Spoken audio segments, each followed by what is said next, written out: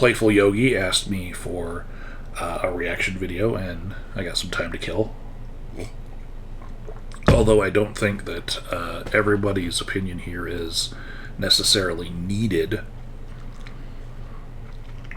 The reaction asked for was, what do I think about the canceling of the Late Show with Stephen Colbert by Paramount, Viacom, and CBS.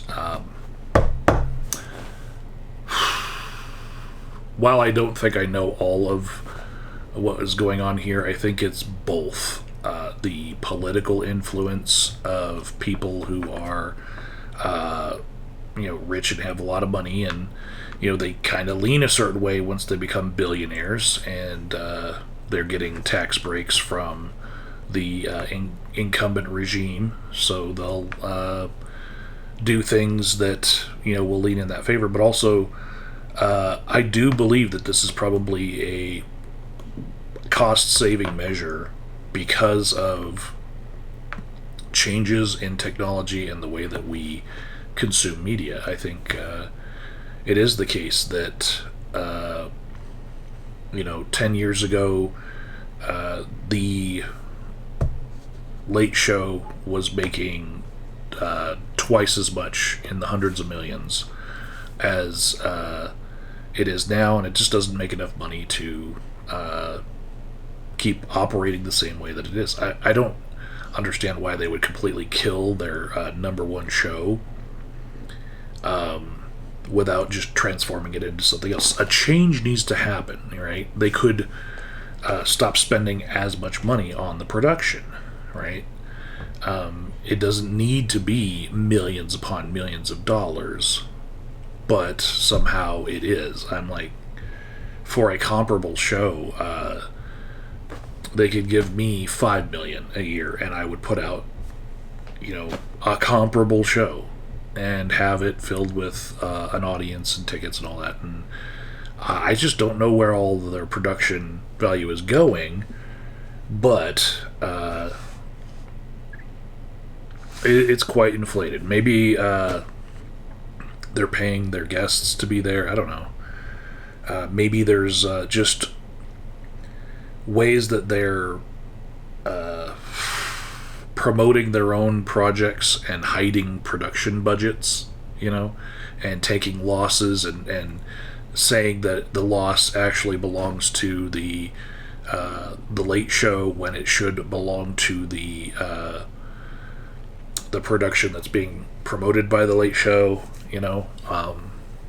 but to get rid of their number one rated show, the one that they herald all the rest of their new programming on, and the one that they interview their existing actors and actresses and artists and all that on, it's getting rid of a lot of advertisement for them. And so now the other main TV networks that still have similar talk shows are going to have the ability to decide what's popular or not in that genre, in that realm, right? There's a lot of people who have not used a over-the-air antenna in a long time, and also a lot of people who have switched from watching cable to just watching things on the internet and streaming. Even if they have a cable modem, they're not paying for the extra cable channels. They just want the internet, and so they're skipping by talk shows that used to be put in front of us in the lineup of shows in our days, like those four big networks when I was a kid, and throughout most of the life of my grandfather. Those four big networks were shaping culture with these shows, and that's not the case anymore. They're not as big as they used to be, and it reminds me of how the only reason why people know my name on this channel, on this platform, is because I used to write for a newspaper. And I used to put links to my articles in the newspaper because I could get paid for my work here on YouTube by people clicking on the link to go to my articles that I actually got paid per click. And this is before I had a chance to get monetized on YouTube, and different iterations of models of monetization change what kind of programming and what kind of content gets put out there, and it changes with what makes money. And for a while I was a moneymaker, and then a new sort of style came about on YouTube as monetization changes happened, and now it's like everybody feels like they have their own little TV show rather than using this as social media, as I do. Yeah.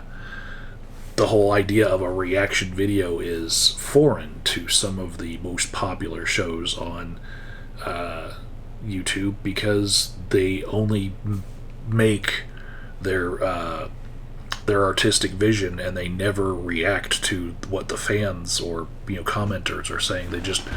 It's a one-way street. There's no communication between these people. It's a one-way communication, and so things change, and people kind of moved on with technology, and also realized that it's kind of bullshit to have shows that are blocks of time in your day where everybody's watching one of 4 different shows at home while they're eating dinner, right? It's a lot better of a life to just be able to not have to watch stuff in the time that it is regimented, and just live your life. And then when you feel like engaging in broadcast television or shows at all, you can just stream it. The ease of streaming has really changed the market, and so I do really believe that this was a financial decision. I don't think that they should have killed The Late Show. They should have turned it into something that didn't have as much production cost, and just a couple years ago, during the pandemic times, production values did go down, and people kept watching, and that sort of stripped down production could possibly still exist and still be something that they could advertise all their stuff on, rather than just allow the competition to dictate what is popular or not. But as far as besides the monetary reasons, because I see that, like, the Late Show with James Corden, which was wonderful. I really loved the singing in the car bits, where different singers and artists were picked up and then driven around, and it was like a half interview, half sing along, car karaoke. I love that one. But that show got canceled. The After Midnight show with Taylor Tomlinson got canceled just recently, and I think she's a wonderful comedian, and really hot with the kids right now, and it wasn't enough to carry a show, she'll probably do much better as far as viewership with her stand-up comedy than her show was, because she had that sort of appeal. And I'm not saying that she's anywhere near some of my favorites, like Bo Burnham, or right now it's Josh Johnson, because this dude comes up with good comedy like every week. Just bangers of sets that are unique from each other, and Josh Johnson should have his own day on The Daily Show, not just a bit part. Holy shit. Look at his YouTube channel. It's fucking hilarious. That's what I play when I'm doing my notes for work. Anyways, I see that they've canceled other shows in the same genre, and they just kept Colbert's show as the last show that they had that did this, right? And now that's going to be gone. It's like if you were to find the last newspaper like that was being printed and it decided to go under. That's what we're looking at. And most newspapers have switched over to digital format as their main product because that's where everybody went. The actual paper printed version of the paper is kind of obsolete, and people don't even use it to line the cages of their bird cage, anymore. It's last time I had to engage with a newspaper, I was trying to get an obituary in a newspaper, and it was going to cost like $600 for a very small obituary. And I was like, wow. The last time I did anything on a newspaper before that, it was like $10 to get like an ad in the classifieds. And I think they have to make money whenever they can. They're going under, so if it means something to you to get into the newspaper, they're going to charge you an arm and a leg because they got to. They don't make much money, so every here and there that they do make money, they got to charge you a lot for it. And I thought it was horrible to charge people in their time of grieving that much money, but that's the business model, and it's not just one. It's all of them have to charge that much money. So, yeah.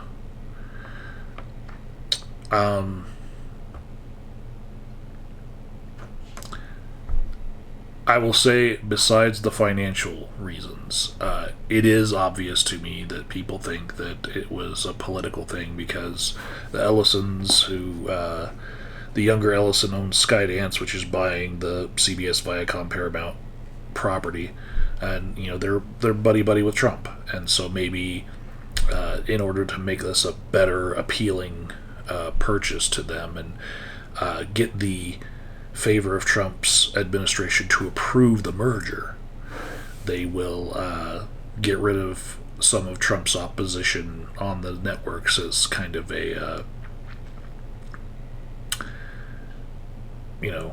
way to bribe him by getting rid of mouthpieces that are against him. And I think that's why they didn't just immediately cancel the late show with Stephen Colbert.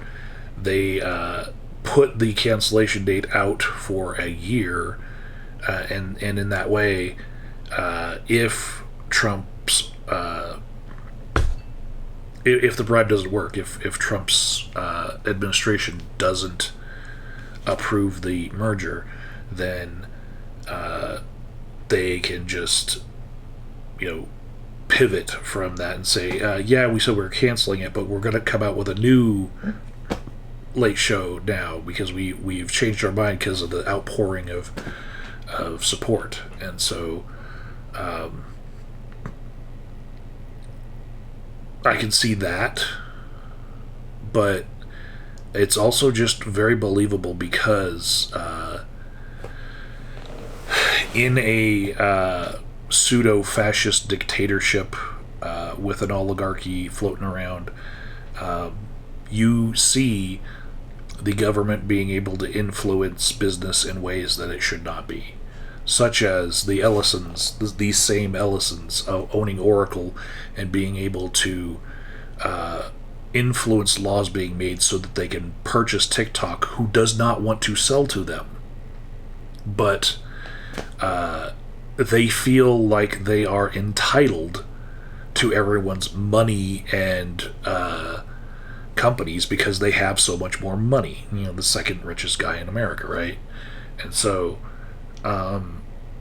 they feel entitled to be a part of social media because they have the money, so they can just buy their way in rather than create their own platform and grow it. They're just going to buy their way in, just like Musk bought Twitter. Now, this is going to be like one more avenue for liberal speech that gets clamped down on by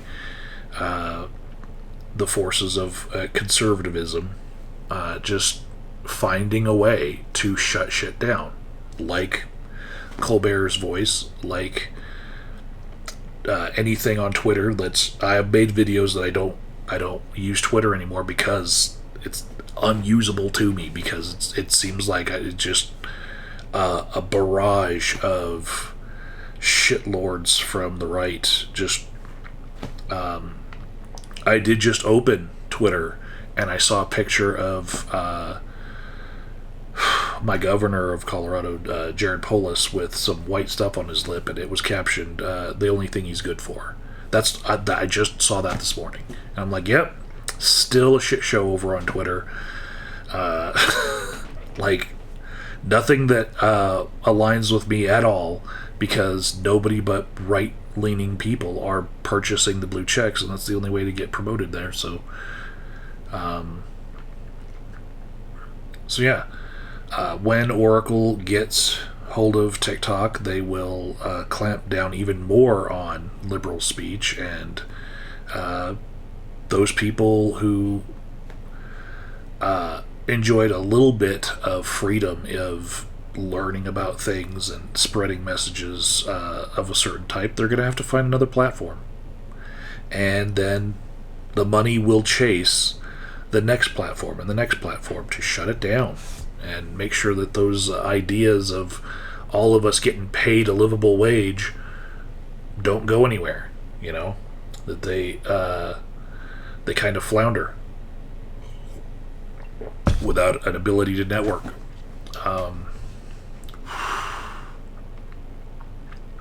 But as far as like why people believe that Trump's influence on the Ellisons would be part of this, and the Ellisons are trying to show Trump that they are so loyal that they'll get rid of their liberal mouthpiece, Stephen Colbert, on their talk show.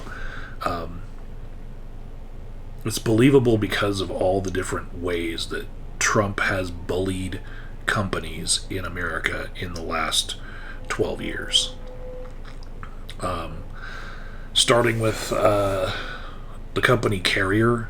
You guys might remember that company from his first administration in 2016. It was like a big news thing. He was trying to keep manufacturing jobs in America, in Indiana, and he pressured Carrier, and then they said that they were going to do what he said, and they accepted the public praise and the tax breaks, and they still ended up outsourcing all the jobs. And they allowed Trump to claim a win, but there was really no systemic change there, right? There was Jamel Hill, and she was an anchor on ESPN, which is now owned by Disney.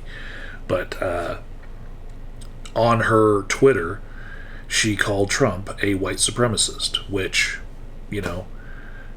she had reasons for saying that. She could back it up with different reasons why she would consider him a white supremacist. On her Twitter, not on ESPN, but she was a anchor there. And rather than support her free speech in her own lane, on her own stuff, ESPN publicly rebuked her, an anchor and journalist, and she got suspended, and that was widely viewed as ESPN bowing to Trump and his supporters. So I remember that. I don't know that everyone remembers all the different things that have happened by Trump bullying companies into, you know, basically chastising all of his opposition. You know, look at the top liberal accounts that are still on Twitter, and tell me that they're getting the engagement on Twitter that they used to. No, they're not. In fact, a lot of the buzzwords that they would use get flagged for not pushing out their message. You know, because Elon and Trump, they got along for a while. You know, and it's kind of written into the source code to promote a more conservative agenda. And a strange eugenics one at that. Have more babies, and white people need to have more babies, and yeah, just history rhyming from 100 years ago is, you know, it's kind of terrible. Y'all remember what happened with the Goodyear Tire and Rubber Company? I have actually, back when I was an electrician, I used to have to go out to their plant a couple times while I was in the union. But Goodyear and Firestone.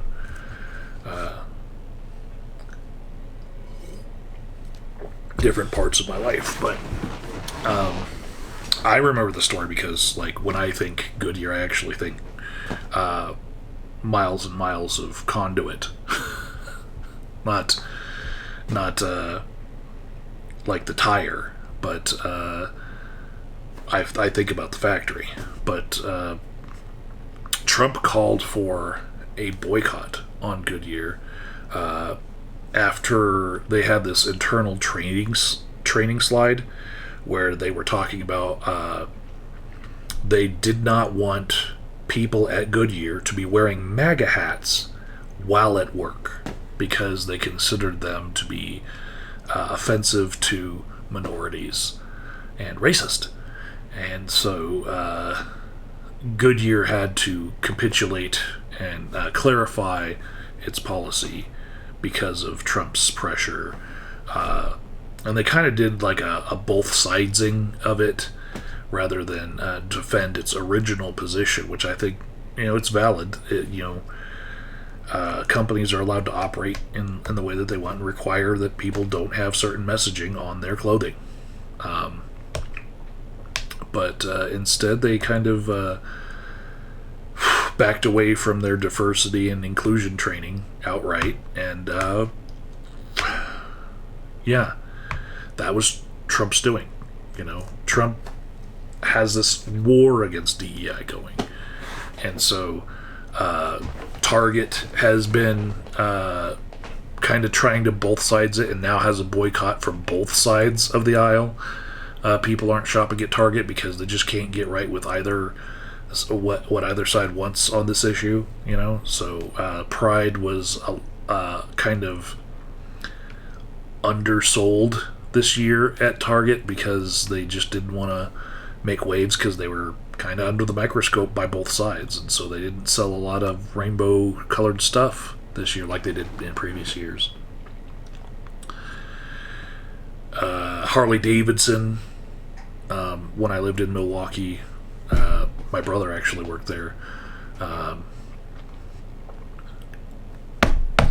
They announced that they were moving some of their production overseas to avoid these tariffs that would come from the EU, because the EU was going to retaliate against Trump's tariffs. And Harley Davidson is mostly a brand. They're not really good motorcycle technology, you know.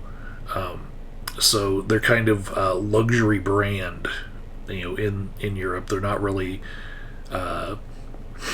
what people would buy to get around. People would buy a Vespa in Italy, right? So it's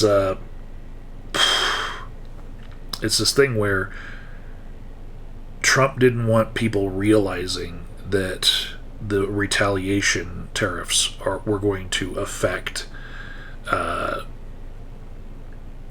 companies here, and that these companies would start opening up companies in other countries so that they could get around the tariffs, and that would drive jobs overseas. And when Harley Davidson did that, they just took Trump's criticism and they didn't defend their global presence very strongly, and they kind of just went silent.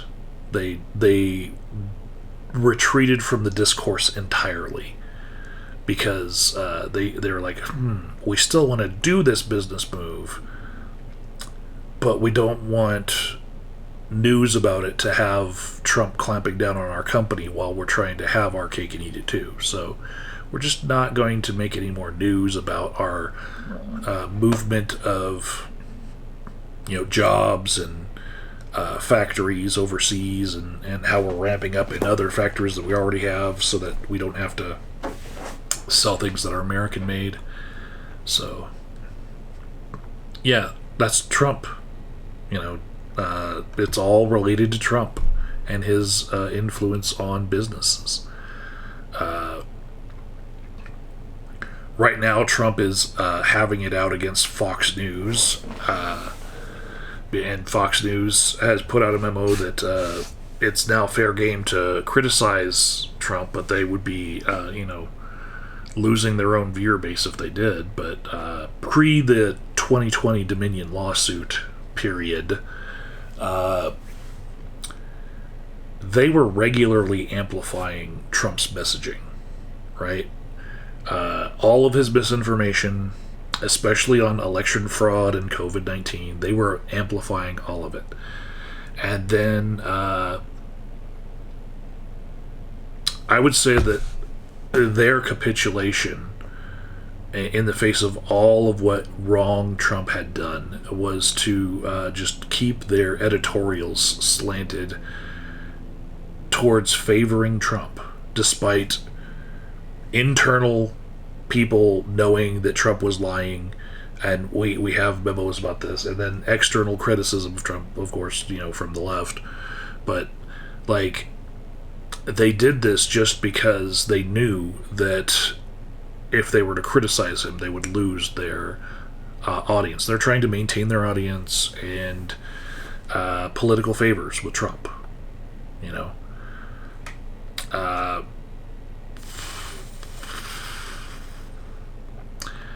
When I'm thinking about other political things that Trump had influence on in business, I would say when Walmart was thinking about reducing the amount of firearms they were selling because of mass shootings, some of which happened inside of Walmarts. But a lot of them were school shootings. All these multiple mass shootings. They were like, you know what? Maybe we need to restrict what kind of guns we sell and all that. And they did make some changes, but they resisted making huge, strong positions on the sale of guns inside of Walmart. Basically, not gun control, but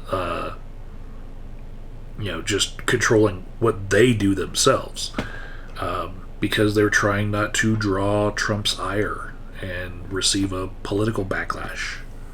So I could see Trump's effect on Walmart.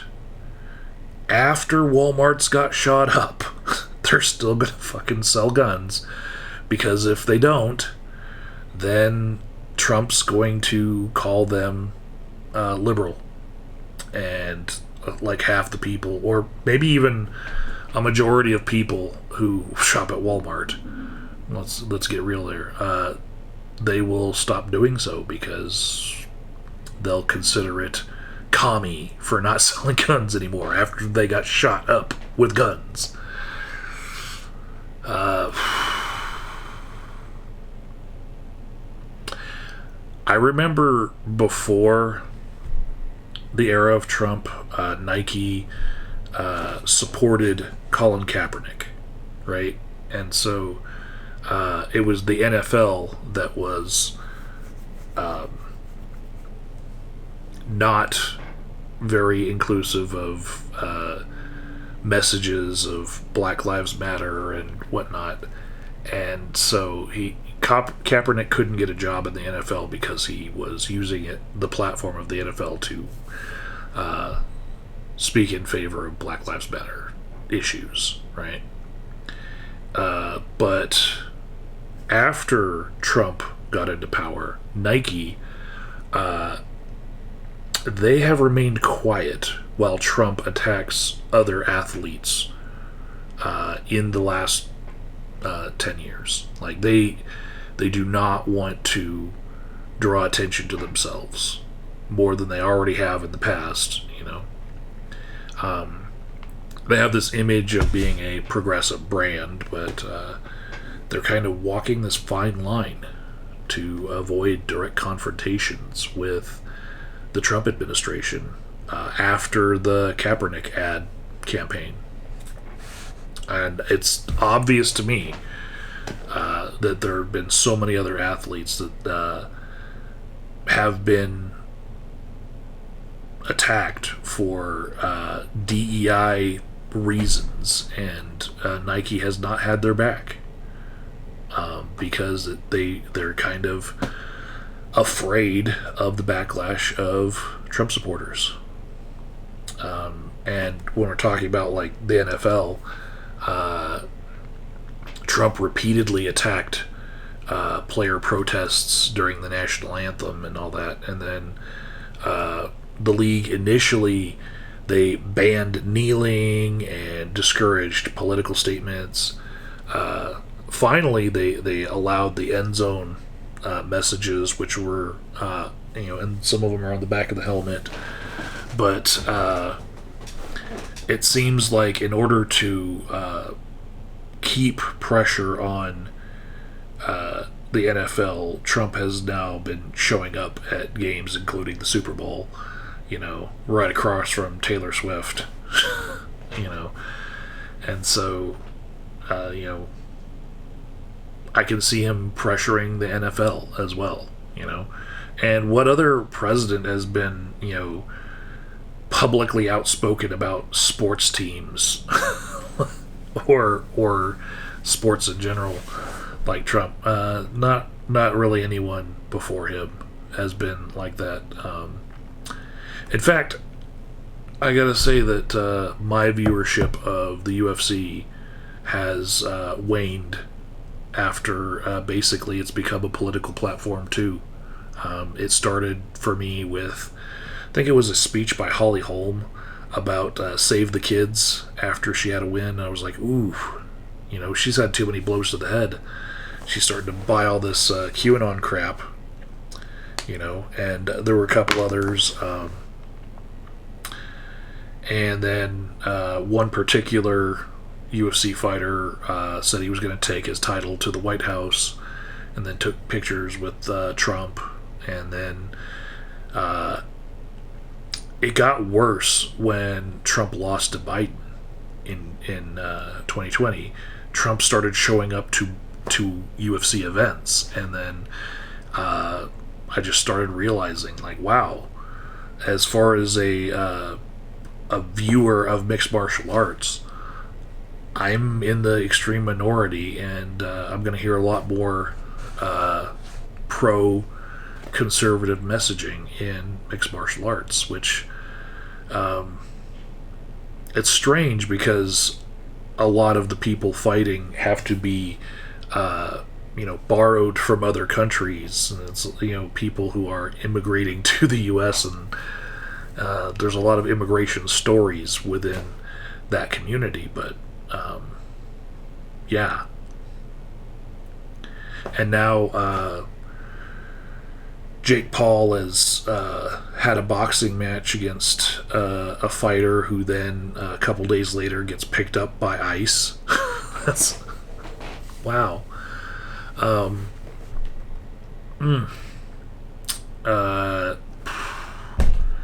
gonna say that Facebook, which I use less and less Now, they allowed a lot of misinformation and a lot of incendiary rhetoric from Trump, and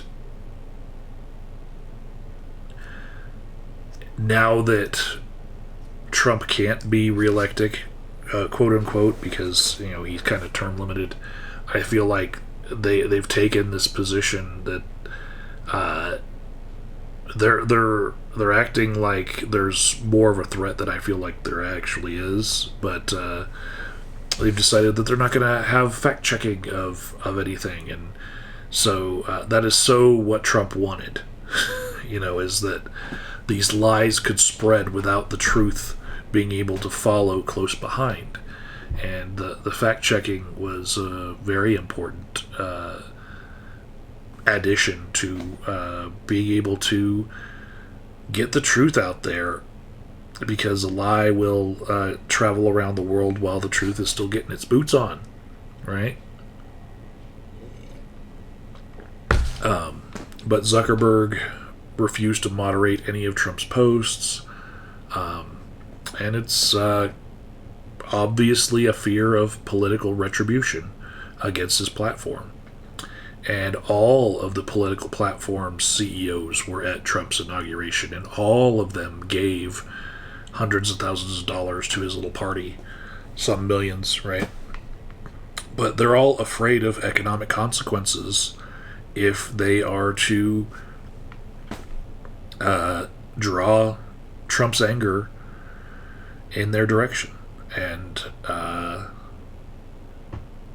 no other time in my lifetime have I seen the U.S. president operate in this manner. And it's definitely part of the descent into fascism, as I have explained previously on this channel, in comparing, Trump to the definition and criteria that you would use to define fascism. And so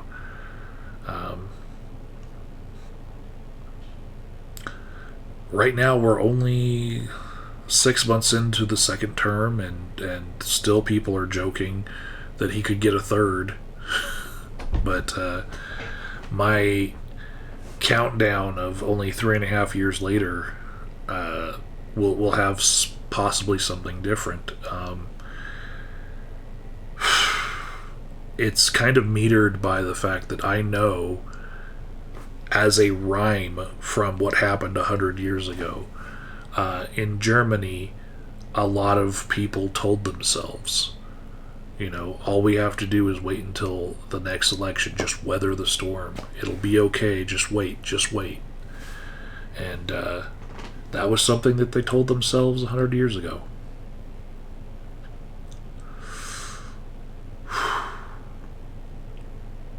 Well, till next time.